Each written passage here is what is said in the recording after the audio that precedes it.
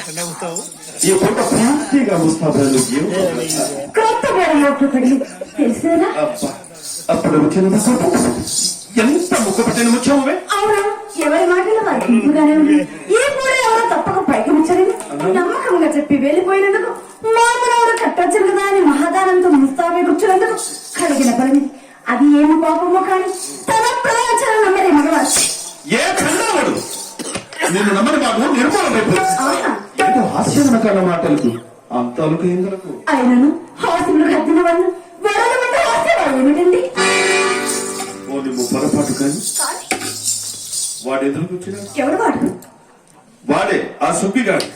ఇంకా ఇతడి మనసులో ఏదో మళ్ళీ ఉండే కదా. ఆయనను ఆ సంగతి నీకే చెప్పారు. నేను చూచిన వీటికి మమ్మల్ని వచ్చిన మీ అమ్మ కట్టపడదా చెప్పునే తెరటికి మమ్మ కడుపు వచ్చేసరికి అతను ఏం చేశాడో తెలుసా?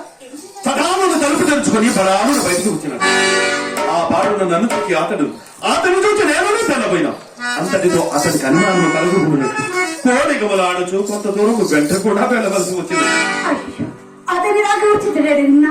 ఆయనను సభ్యశెట్టి కోపడి బిడ్డ సాధారణ కోసమే చెప్పుడు. ఇతడేమి చెప్పినా తెలియనప్పుడు నేనేమి చెప్పిన చిక్కెక్కదు.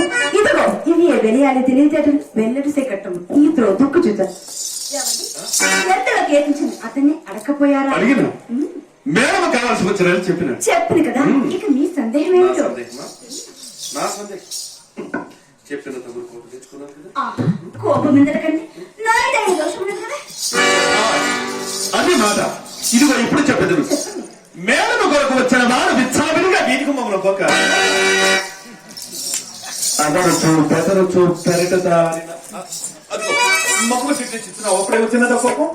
అక్కడ నా సంగతి కూడా అతన్ని అడగకపోయారా? అడిగే వాడికి అంతలో ఒక భాగ్యం పడి సమావేశం పోన పరమాత్మ చేత కుశల ప్రశ్నలు పోయి పోయినందువలన అడుగుటకు అవకాశం లేదు. అవునా? అట్లయినా నేను చెప్పడానికి మేడం వచ్చి మాట్లాడక మా అమ్మతని మేడంకి వెంట పెట్టుకొచ్చింది. ఇంటికి వచ్చిన వారికి మర్యాద చేస్తారు మేమే కదండి. అంతే కదా. కూర్చున్న మనకి వచ్చి వేసి తాములనే అతను వచ్చిన పని విడిచిపెట్టి అదే కవసం పుట్టాడు. అవునా? వాడి పని తర్వాత అమ్మాయి నాకు చిరాకు వచ్చి చక్కగా మేడ దిగిపోతున్నాడు. మా అమ్మ నా మనసు కనిపెట్టి తోట చూపు విషయం మీద ఆ దారినే సాగినప్పుడు నమ్మడు నమ్మకపోండు నడిచిన యథార్థం ఇది కదా. ఈ మాట నేను నాతో నీ బెనలే నన్ను సంత అబద్ధం ఆడమనియే కదా నా నమ్మకం. నీతోనే కాదండి, నేను ఎవరితో అబద్ధమాడను. చింతామణి ఈ కులంలో పుట్టాల్సింది కాదని చిన్నలు పెద్దలు స్లాంట్ కింద కాదు.